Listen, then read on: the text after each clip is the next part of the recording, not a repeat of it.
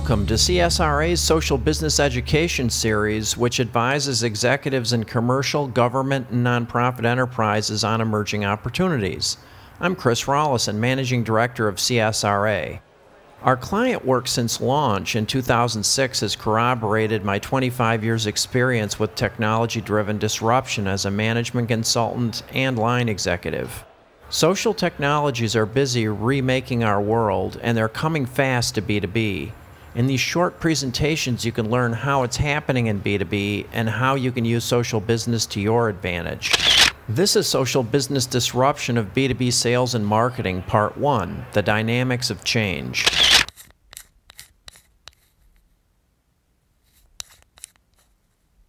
Disruptive technologies change over time, but the way people adopt them doesn't, so we can look into the past to predict the future. For example, the internet is useful for predicting social business adoption. B2B's adoption of the internet began with playful consumer sites like Pets.com and Amazon.com. At first, business executives rejected it. That's wasteful, it's frivolous, that's only for kids, they said. With time, executives became familiar with surfing and e-commerce, and more businesses built websites. Then, around 1999, firms realized they could save money and improve service, so they enabled customers to access enterprise data via web interfaces. B2B had arrived.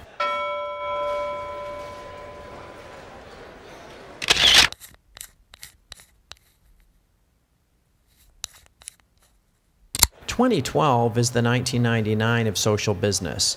Prospects, clients, and customers are more used to interacting in digital social venues.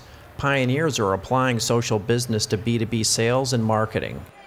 Prospects increasingly do spontaneous problem solving in online discussions where they tackle serious topics like click-through rates, reverse logistics, or finding a new CFO. Prospects now educate themselves about products, vendors, contract terms, etc. They tap the crowd and gain access to different ways to look at problems and solutions, and different kinds of vendors. This can work to your advantage when you know how to get in front of it and stay there. The bottom line is, prospects and clients now want collaborative relationships with salespeople, but most salespeople haven't gotten the memo. They need to learn how to make social business work."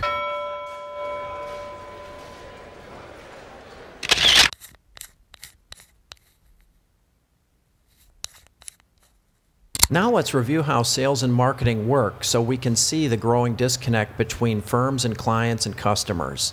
Then we can see how social business will change the game.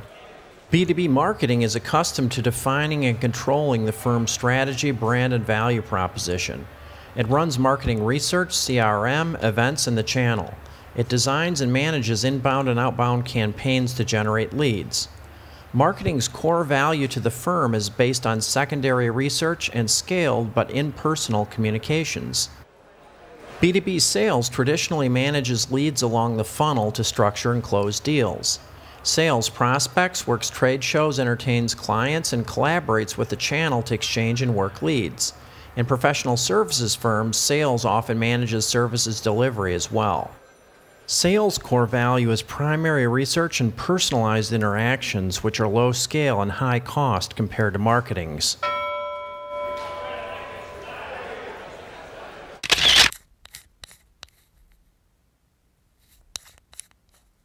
Social business weakens legacy value propositions. Marketing's impersonal communications were effective when prospects didn't expect personal attention. Sales' personal interactions were effective when prospects had little access to relevant information about their business challenges. Social business is scaled and personal. It gives prospects knowledge and relationships on demand. It confronts sales and marketing with changing how they relate to prospects and clients.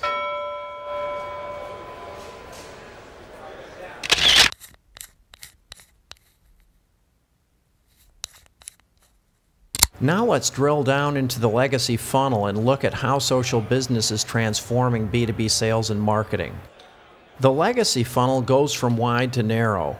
Sales and marketing dump leads into the funnel. Leads get eliminated when prospects don't respond or when sales determines they aren't relevant. The traditional funnel transforms many general leads to few specific leads over time. The social business funnel goes from narrow to wide. It starts with few highly qualified leads and transforms them into more qualified leads over time. Here's how it works. Salespeople go to where the people are, where prospects are engaged in very specific discussions. They listen and they build their professional reputations by sharing advice and insight with prospects and the audience. By the way, these ultra-relevant discussions are discoverable now and forever. Also, social business interactions are more credible to prospects since vendors aren't in control. Prospects believe them more. What's really interesting is salespeople immortalize themselves in these discussions. They increase trust by helping prospects, but they don't try to sell or promote themselves.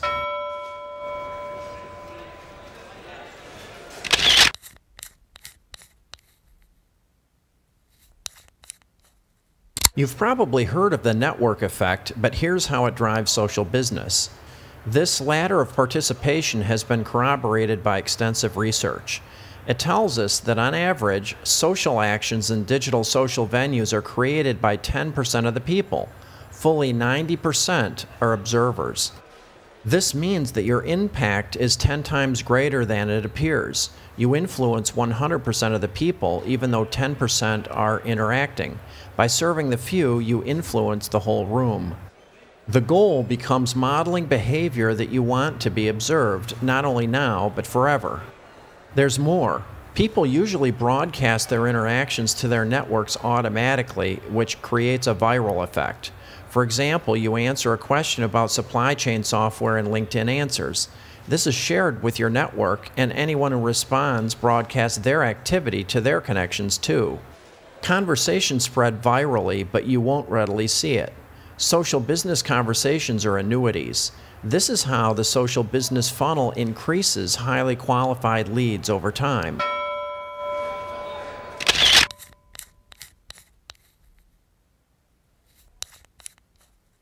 Now let's talk about the elephant in the room. Trust is the main driver of B2B interactions. Prospects are faced with making decisions about complex, expensive transactions that can get them fired.